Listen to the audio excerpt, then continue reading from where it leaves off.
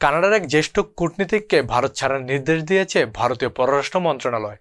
চলতি বছরের শুরুতে এক শিখ বিচ্ছিন্নতাবাদীকে হত্যার ঘটনায় অটোয়া এক ভারতীয় কূটনীতিককে বহিষ্কার করার কয়েক ঘন্টা পরে এই সিদ্ধান্ত নিল নয়াদিল্লি। এদিকে কানাডায় শিখ স্বাধীনতাপন্থী গোষ্ঠীগুলোর বিক্ষোভে প্রধানমন্ত্রী নরেন্দ্র মোদীকে ক্ষুব্ধ করেছে। খাদিজা নিপার কণ্ঠে একটি desk report.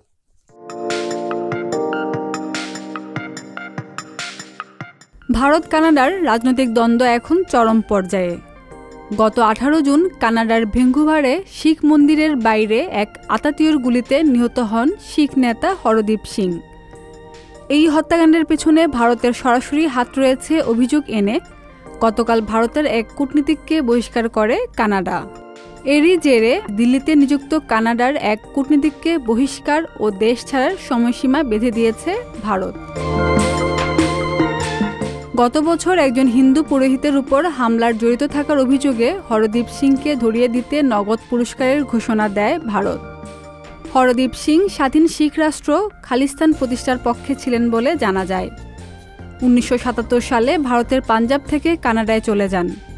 Khalistan Tiger Force ও শিখর ফর জাস্টিস এর কানাডা শাখার নেতা ছিলেন তিনি। স্বাধীন শিখ রাষ্ট্র প্রতিষ্ঠার পক্ষে তিনি কাজ করেছেন এবং সেই উদ্দেশ্যে বেশ কয়েকটি সন্ত্রাসী হামলা চালিয়েছেন বলে অভিযোগ করেছে ভারত। ভারতের পর বিশ্বের দ্বিতীয় বৃহত্তম শিখ সম্প্রদায়ের দেশ কানাডা, যার ফলে কানাডায় শিখ রাজনীতির বেশ প্রভাব রয়েছে। ভারতের দীর্ঘদিনের অভিযোগ, কানাডার প্রশ্রয়ে শিখদের দৌরাত্ম্য বৃদ্ধি পাওয়ার পরও কোনো কঠোর ব্যবস্থা নেওয়া হয়নি। এদিকে সব দোষ ভারতের দিকে ঢেলে দিচ্ছে কানাডার সরকার। তারা প্রমাণ থাকার সাপেক্ষে দাবি করছেন হরদীপ সিংকে খুন করার পেছনে ভারতের প্রত্যক্ষ মদত রয়েছে। ভারত যখন দাবি করছে শিখদের সম্প্রদায়ের মধ্যে খালিস্তানদের প্রশ্রয় দিয়ে ভারতের সার্বভৌমত্বকে লঙ্ঘন করেছে কানাডা, তখন কানাডা অভিযোগের তীর তুলে দিল ভারতের বিরুদ্ধে। কানাডার নাগরিকত্ব থাকা একজন ব্যক্তিকে দেশের অভ্যন্তরেই হত্যা করা ও বিদেশিদের হস্তক্ষেপ কানাডার সার্বভৌমত্বকে লঙ্ঘন করেছে বলে অভিযোগ করেছে স্বয়ং জাস্টিন ট্রুডো।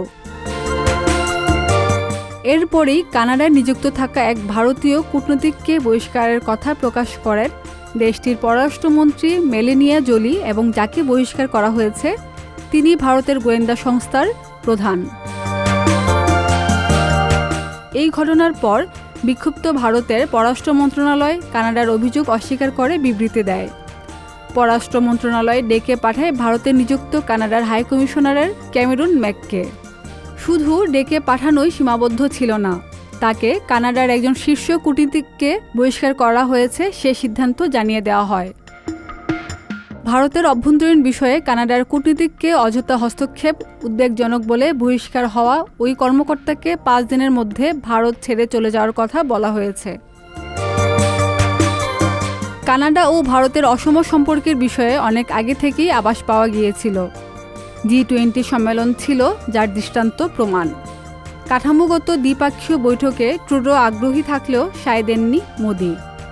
সামান্য যেটুকু সময়ের জন্য তাদের মধ্যে কথোপকথন হয়েছে, সেখানে শিখদের বিরুদ্ধে কোনো ব্যবস্থা না নেওয়ায় নরেন্দ্র মোদি অসন্তোষ প্রকাশ করেন। ভারত কানাডার এই স্নায়ুযুদ্ধ এখন সরাসরি যুক্ত হয়েছে দেশের অর্থনীতিতেও। সম্পর্কের অবনতির আবহ পড়েছে বাণিজ্য আলোচনাতেও। আগামী 9 অক্টোবর ভারতে কানাডা বাণিজ্য মিশন পাঠানোর কথা থাকলেও সম্প্রতি কানাডা তা প্রত্যাখ্যান করেছে। খাদিজা নিপা, সংবাদ প্রকাশ। সংবাদ, ফিচার ও অনুষ্ঠানের জন্য ভিজিট করুন সংবাদ প্রকাশের ওয়েবসাইট এবং যুক্ত থাকুন ফেসবুক পেজ ও ইউটিউব চ্যানেলের সঙ্গে।